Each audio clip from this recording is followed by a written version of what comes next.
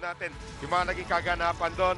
This was actually total domination na ang pinakita. Joy Baron got the start and performed very well sa pagsimula nitong ating fourth set. And Spellman also on the score, Kemper on the score. And everybody na binigyan na ni Kim Fajardo ng bola, bigla naging contributor. How about that lucky serve from Abby Maraño? Kaya hirap talagang depensahan. Arado had a really difficult time trying to help her team keep the ball alive. Pero ang sobrang dami talagang pumapatay para sa F2. And again, sa dulo, sinabi na ni Coach Ramil, oy, mag-spiker ka nga, Kim Fajardo. Yun nga ang nangyari doon. Let's take a look at some of the numbers from set number 4. Look at that, 13 attacks to only 6.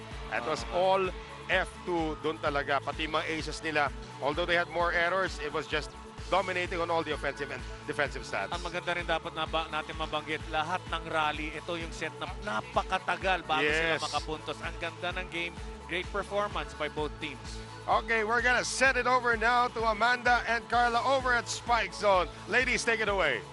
Kasama natin ang ating MVP of the match, Ara Galang, with 11 attacks, 1 block, and 3 aces. Ara, balikan natin yung laro. In the second set, parang nag-slow down kayo. That was the only set na naghabol kayo. What happened?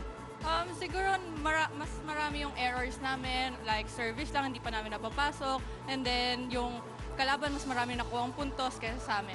Yun. Pero in the fourth set, grabe, ang ganda ng naipakita nyo. Yun nga, talagang nakalayo na kayo agad. Ano ba yung sinabi nyo sa isa't isa to be able to have this strong finish?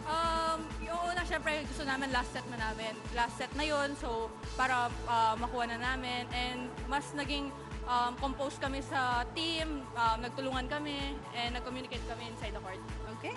Okay, good. So, Ara, question ko is, what are the preparations na gagawin yun knowing that you're facing against the powerhouse na kilalang-kilala talaga natin?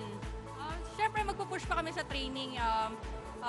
Ibibigay namin yung best namin sa training, i-make up namin yung mga errors, yung mga weakness pa namin, improve pa namin.